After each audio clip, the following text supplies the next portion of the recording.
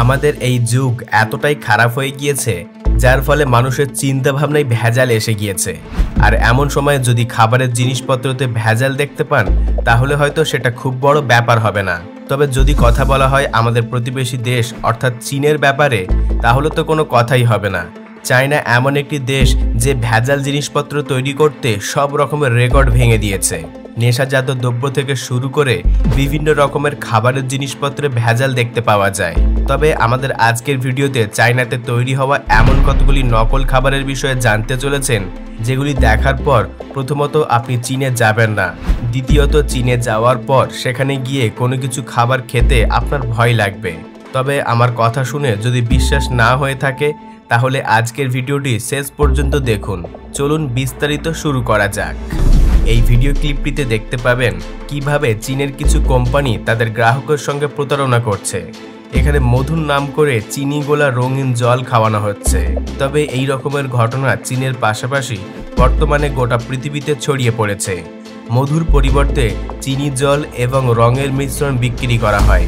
মধু আসল কিংবা নকল এটা জানার জন্য ইউটিউবে অনেক টিউটোরিয়াল ভিডিও দেওয়া রয়েছে। আপনি চাইলেই সেই সকল ভিডিওগুলিকে দেখে মধুর শুদ্ধতা সম্পর্কে যাচাই করতে পারবেন। যে সকল বড় ইঁদুরগুলিকে দেখে সাধারণ মানুষ দূরত্ব বজায় রাখতে চায় কিংবা দূরে পালিয়ে যায়, সেই সকল ইঁদুরগুলিকে চীনের মানুষ খুব মজা করে খেয়ে থাকে। তবে ইঁদুর কত রকমের রোগের কারণ সেটা জানতে হলে গুগল বাবার কাছে সার্চ করতে পারেন। তবে এমনটা নয় যে চীনের মানুষ জানে না। চীনের মানুষ ইঁদুর সম্পর্কে, রোগ বিসুখ সম্পর্কে জানার পরেও তারা এই সকল ইঁদুরগুলিকে কখনো রান্না করে, কখনো ফ্রাই করে, আবার কখনো শিক কাবাব করে খায়। অপর পাশে চীনে অবস্থিত এমন কিছু রেস্টুরেন্ট রয়েছে যারা চীনের মাংস বলেই ইঁদুরের মাংস খাইয়ে থাকে। চীন দেশে ইঁদুরের মাংস অনেকটা সস্তায় পাওয়ার জন্য বিভিন্ন রকমের মাংসের সঙ্গে এই ইঁদুরের মাংসকে মিশিয়ে দেওয়া হয়। তবে চীনে বসবাসকারী মানুষজন এটা নিয়ে খুব বেশি আপত্তি করে না, কারণ তারা নিজেরাও ইঁদুরের মাংস খেতে চায়। তারা কোনো রকমের অভিযোগ না করেই ইঁদুর এবং শূকরের মাংস গপ গপ করে খেয়ে থাকে। বিগত কিছু বছর ধরে চীনের পুলিশ 2000-এর মতো এমন মানুষকে গ্রেপ্তার করেছে যারা ইঁদুরের মাংস বিক্রি করত। তবে বর্তমানে চীনে ইঁদুরের মাংস লুকিয়ে বিক্রি করা হচ্ছে, আর যারা খাবার তারা ঠিক খাচ্ছে।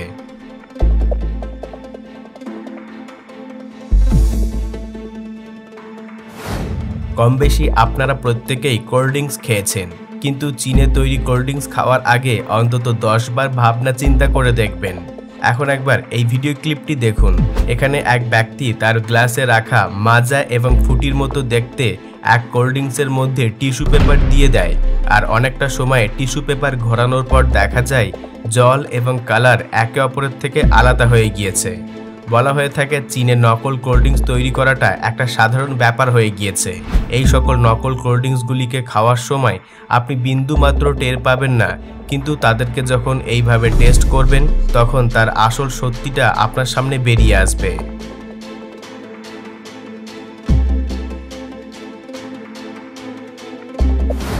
এমন অনেকেই আছে যারা মাছ খেতে খুব ভালোবাসে, আর প্রায় সময় বাড়ির গুরুজনরা মন্তব্য করে থাকে মাংসের মধ্যে ভেজাল থাকতে পারে কিন্তু মাছের মধ্যে কোনো ভেজাল নেই। তবে চীনের কিছু অসাধু মানুষ এই মাছের মধ্যেও ভেজাল ঢুকিয়ে দিয়েছে। মাছের মধ্যে ভেজাল দেওয়ার এই প্রসেস এতটাই জঘন্য যে যেটা আমার আপনার চিন্তা ভাবনার বাইরে। প্রকৃতপক্ষে এখানকার মানুষজন মাছের মধ্যে অ্যাডাল্টেশন ইঞ্জেকশন দিয়ে সেটিকে খুব অল্প সময়ের মধ্যেই বড় করে তোলে, আর এই সকল মাছ খাওয়ার পর মানুষের শরীরের মধ্যে জটিল সব রোগের বাসা বাঁধতে শুরু করে।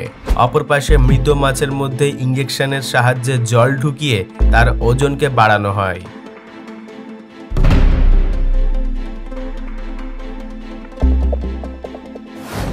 মাংসের মধ্যে কেমিক্যাল দিয়ে কিভাবে সেটিকে তরতাজা এবং অনেকটা ওয়েটি করতে হয় সেটা হয়তো চীনের মানুষের থেকে সকলকে শিখে নিতে হবে।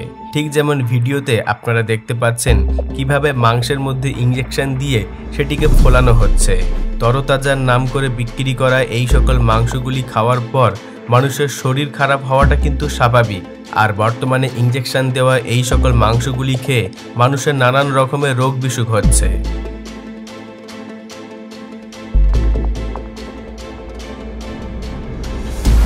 সানডে হো ইয়া মানডে রোজ খাও আন্ডে, এই রকমের কথা আমরা তো ছোট থেকেই শুনে আসছি। কিন্তু আপনি যদি চীনে বসবাস করেন তাহলে ডিম কিনে খাওয়ার পূর্বে অন্তত একবার সেটিকে ভালো করে চেক করবেন। একটি রিপোর্ট অনুসারে বলা হয় চীনে নকল ডিমের পরিমাণ অনেকটা পরিমাণে বেড়ে উঠেছে। আর এই সকল ডিম তৈরি করার জন্য আর্সেনিক, পটাশিয়াম, ফিটকিরি, জেলিটিন, ক্যালসিয়াম, ক্লোরাইড এবং অন্যান্য পদার্থের মিশ্রণ তৈরি করা হয়।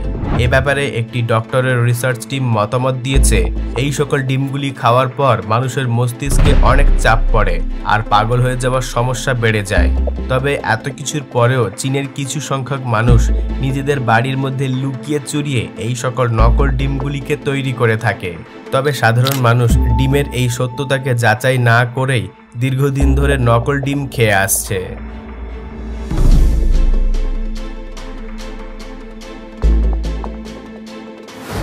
এখন আপনারা চায়নার এমন একটি জঘন্য কাজ সম্পর্কে জানতে চলেছেন যেটি শোনার পর আপনি হয়তো খাওয়া দাওয়া বন্ধ করে দেবেন। রাস্তার ধারে বসে থাকা ফাস্টফুড দোকানগুলিতে কোনো রকমের ভালো তেল ব্যবহার করা হয় না, বরং সেখানে গাটার অয়েল ব্যবহার করা হয়।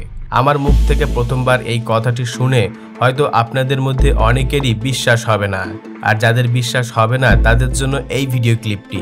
এখানে আপনি দেখতে পাবেন এক ব্যক্তি ম্যানহোল খুলে সেখান থেকে কিভাবে বজ্র পদার্থগুলিকে বের করছে। এই সকল বজ্র পদার্থগুলিকে দীর্ঘ সময় ফোটানোর পর তার উপরে তেল ভেসে ওঠে, আর এই সকল তেলগুলিকে সংরক্ষণ করে বাজারে কম দামে বিক্রি করা হয়। এখন হয়তো আপনাদের মধ্যে অনেকেই ভাববেন যে ফাস্টফুড দোকানদাররা এই তেল সম্পর্কে কিছুই জানে না।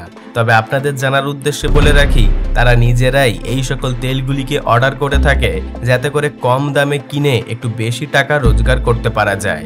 এই সকল দূষিত তেল খাওয়ার পর মানুষের পেটের মধ্যে অসহ্য যন্ত্রণা হয় এবং ক্যান্সারের মতো রোগে আক্রান্ত হয়ে পড়ে।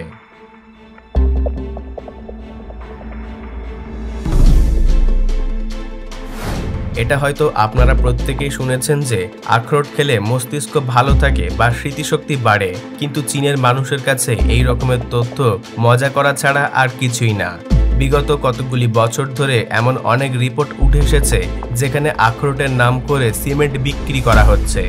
এমন অনেক ঘটনা দেখা গিয়েছে যেখানে বাড়িতে কিনে নিয়ে আসা আখরোটের মধ্য থেকে সিমেন্ট আর হয়তোবা কাগজ পাওয়া গিয়েছে। আর এই সকল আখরোটের ওজন একটু বেশি রাখা হয় যাতে করে মানুষজন সেগুলিকে সলিড বা ভালো আখরোট ভেবে তাড়াতাড়ি কিনে নেয়। এই সকল ঘটনাগুলি দেখার পর এটা থেকে বলা বাহুল্য যে সকল মানুষ নকল আখরোট তৈরি করে বিক্রি করছে তারা হয়তো আসল আখরোট খেয়েছিল, তাই তো তাদের মাথায় এত বুদ্ধি।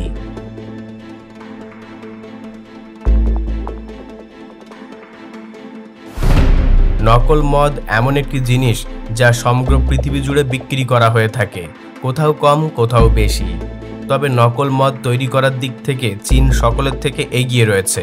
আপনাদের জানার উদ্দেশ্যে একটি রিপোর্ট দিয়ে রাখি, বলা হয়ে থাকে 1 ঘন্টার মধ্যে চীনে 4000 বোতল নকল মদ তৈরি করা হয়। এমনিতেই বলা হয়েছে মদ স্বাস্থ্যের জন্য ক্ষতিকারক, কিন্তু চীনের তৈরি এই মদ খাওয়ার পর মানুষের নেশা হোক বা নাই হোক তার শরীর তো খারাপ হবেই। তবে এখন আপনারা নিজের চোখেই দেখতে পাবেন কিভাবে এই সকল নকল মদ তৈরি করা হয়। লেভেল লাগানো থেকে শুরু করে বোতল সিল করা সব কাজ ম্যানুয়াল করা হয়। তারা এতটাই নিখুঁতভাবে এই কাজ করে থাকে যেগুলি দেখে আপনি 1% ধরতে পারবেন না এটা আসল নাকি নকল। বলা হয়ে থাকে নকল বিয়ার তৈরি করার দিক থেকে চীন সকলের থেকে এগিয়ে রয়েছে। তবে বেশি কিছু মন্তব্য করব না, এখন একবার এই ভিডিও ক্লিপটি আপনি একটু ধৈর্য সহকারে দেখুন। এখানে দেখতে পাবেন কিভাবে কতগুলি মেয়ে ক্যানের মধ্যে নকল বিয়ার ভরছে। তাদের এইরূপ কীর্তিকলাপ দেখে মনে হবে গরমকালে কোনো বিয়ে বাড়িতে ঠান্ডা শরবত দেওয়া হচ্ছে।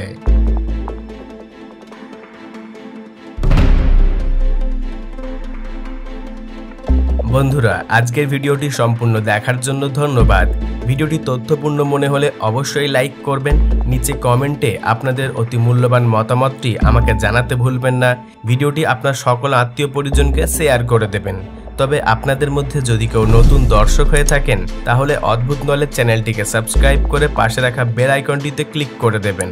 সর্বশেষে thanks for watching. Stay happy, enjoy all the movement.